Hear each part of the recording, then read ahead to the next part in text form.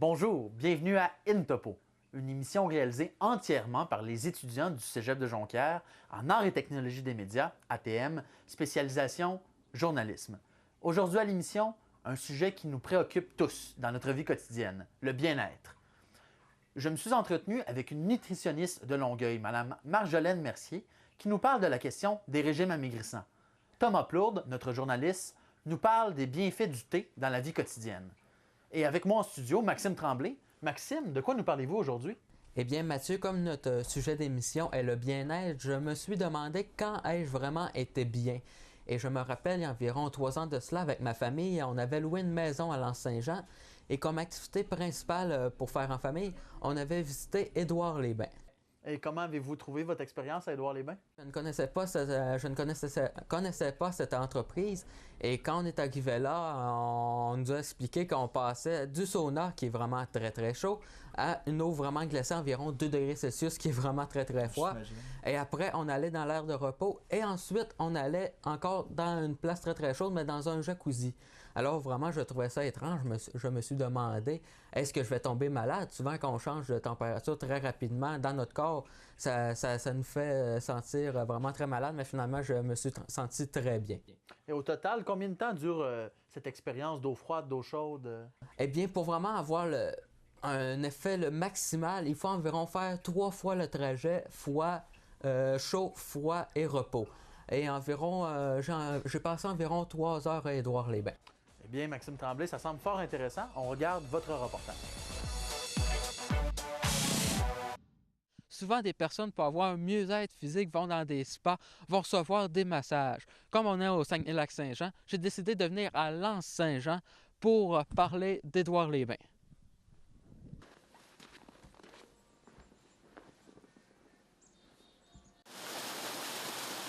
Inspiré des bains nordiques scandinaves et ouvert depuis 2007, Édouard-les-Bains peut se vanter d'être le premier de genre au Saguenay-Lac-Saint-Jean.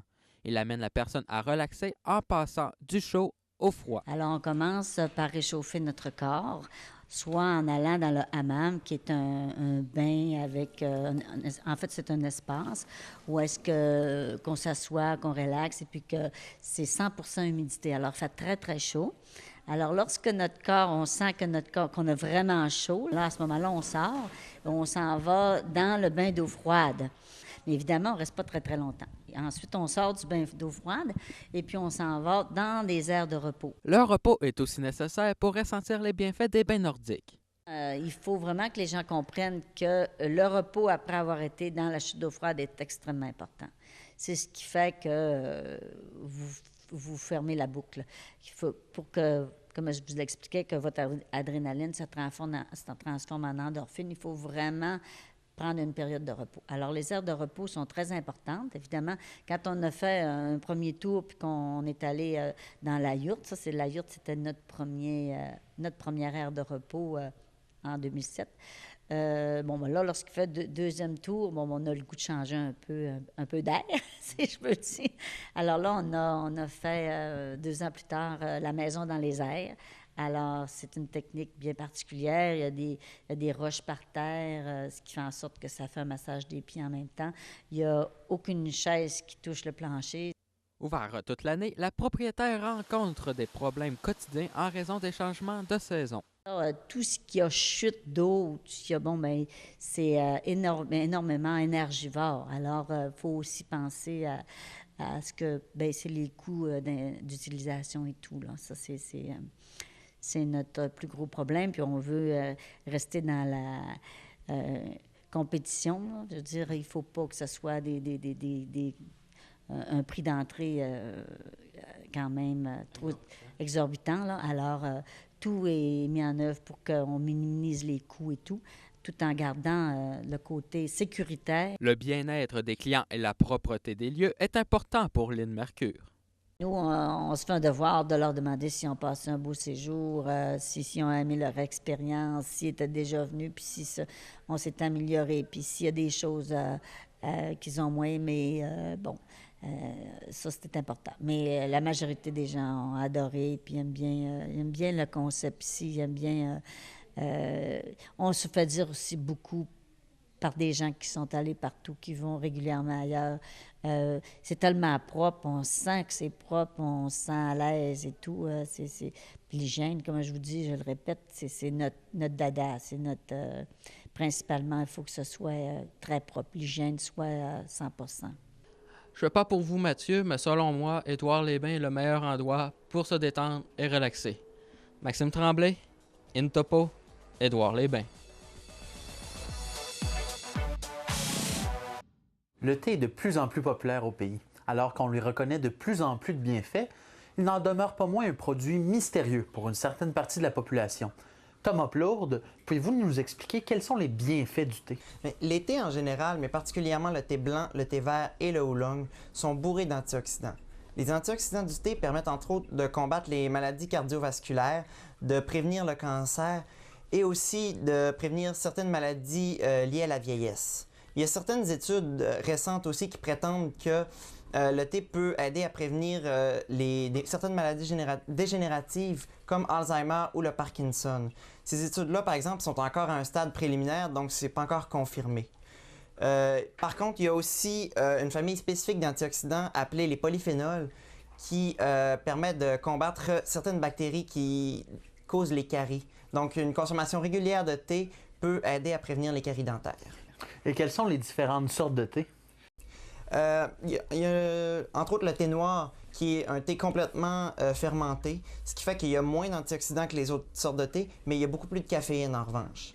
Le thé blanc et le thé vert, eux, n'ont subi aucune fermentation, donc ce sont eux qui ont le plus d'antioxydants de toutes les sortes de thé. Il y a aussi le oolong qui est à mi-chemin entre les deux, qui est semi-fermenté, donc il contient à la fois une quantité de caféine et des antioxydants. Est-ce qu'on sait pourquoi la consommation de thé est en hausse au Canada? Bien, Agriculture et agroalimentaire Canada croit que la consommation de thé va augmenter de 40 % au pays d'ici 2020. Il attribue entre autres cette hausse-là au vieillissement de la population, mais il y a aussi aux bienfaits du thé qui sont de plus en plus connus chez les gens. Il y a beaucoup plus de sensibilisation à ce niveau-là. Et de plus, les consommateurs se tournent de plus en plus vers des marchands spécialisés, des entreprises qui sont spécialisées dans l'importation et la vente de thé. Thomas Plourde, merci beaucoup. De rien. À l'émission maintenant, nous nous sommes entretenus avec une nutritionniste de la ville de Longueuil, Mme Marjolaine Mercier. Mme Mercier a développé une théorie sur la question des régimes amaigrissants. En fait, près de 80 % des gens qui suivent ce genre de régime reprendraient par la suite le poids qu'ils ont perdu. Pourquoi? Selon Marjolaine Mercier, c'est puisque les personnes n'ont pas atteint leur niveau de satiété. Ils ne savent pas comment reconnaître lorsqu'ils n'ont plus faim. Je me suis entretenu avec elle dans ses bureaux de Longueuil. On écoute l'entrevue que j'ai réalisée avec elle. Madame Mercier, bonjour. Merci de nous recevoir dans votre bureau aujourd'hui. Donc voilà, je voudrais vous entendre un peu là-dessus aussi. Vous croyez que c'est possible de bien s'alimenter sans nécessairement se priver à l'extrême? Exactement. En fait, on sait qu'il y a beaucoup de Québécois qui sont en surpoids. Je vous disais tantôt proche de 60 % de la population, donc ce qui fait à peu près 5 millions de Québécois. Ce qui fait beaucoup de consommateurs de régimes amaigrissants ou de produits et services amaigrissants. Par contre, ces solutions-là ne sont pas efficaces. On sait maintenant, et même ça fait déjà plusieurs années, qu'on sait que 95 % des régimes se soldent dans un échec au terme de 5 ans. Donc, c'est beaucoup d'argent que les Québécois jettent par les fenêtres, si on peut dire, parce que en fait, c'est pas du tout un investissement ni pour leur santé, ni pour la perte de poids. Les régimes, non seulement ne fonctionnent pas, mais ils sont aussi dangereux pour la santé. Alors, moi, ce que j'utilise comme approche, qui est en fait le nouveau paradigme en nutrition, c'est vraiment l'écoute des signaux de faim et satiété pour répondre aux besoins du corps qui nous dit naturellement ce dont il a besoin en nous envoyant le signal de faim et il nous dit aussi quand arrêter en nous envoyant la sensation de satiété et d'éviter les restrictions alimentaires.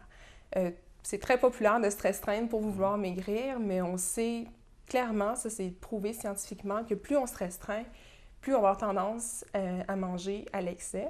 Simplement parce que la privation est frustrante à court ou moyen terme et on finit par enfreindre nos règles et dépasser les quantités qu'on aurait mangées si simplement on se l'était permis. Donc clairement, une solution qui pourrait être une solution qui peut être efficace pour ce qui est du problème de poids, c'est vraiment de se tourner vers l'écoute des signaux de faim et satiété, réapprendre à manger un peu plus lentement, de reprendre le temps de déguster les aliments qu'on mange pour se reconnecter avec ces signaux-là qui vont tranquillement nous amener finalement à manger moins de gras, moins de sucre, moins de sel et moins de calories au total et aussi moins d'alcool, ce qui est ressorti dans les points améliorés pour les Québécois. Est-ce que vous croyez qu'une des principales raisons qui amène les gens à faire des régimes amaigrissants assez sévères, c'est la question de la pression sociale peut-être sur les individus? Oui, c'est certain qu'au niveau de la société, quand on regarde, c'est sûr, les images qui sont véhiculées dans les médias, c'est sûr que le corps, autant de la femme que de l'homme, il y a certains idéaux, certains critères qui sont difficiles à atteindre, voire impossible à atteindre. Donc, c'est sûr que les gens ressentent une pression venant de l'extérieur pour ce qui est de l'image corporelle.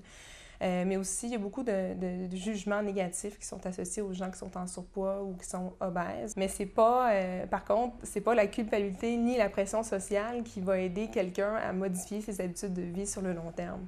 Quelqu'un qui mange beaucoup de restauration rapide ou beaucoup d'aliments déjà préparés à l'épicerie, c'est pas le fait de savoir que c'est pas bon qui va l'aider. C'est plutôt de savoir comment faire pour changer. Puis c'est ce que je travaille aussi en consultation. Marjolaine Mercier, merci beaucoup de nous avoir reçus aujourd'hui. Ça m'a fait plaisir. C'est déjà la fin de notre émission spéciale In Topo. Nous vous rappelons le dicton « Vive dans un corps et un esprit sain ». En ce sens, nous vous invitons à être à l'écoute de votre bien-être. Tous les journalistes de l'équipe d'In Topo souhaitent remercier chaleureusement le Café Clint pour nous avoir accueillis, Mme Marjolaine Mercier, nutritionniste, pour son entrevue, de même que Édouard Lesbains. Nous vous invitons à être à l'écoute des futures émissions d'In Topo et nous souhaitons remercier nos 2 télédiffuseurs pour nous offrir ce temps d'antenne. Merci, à la prochaine.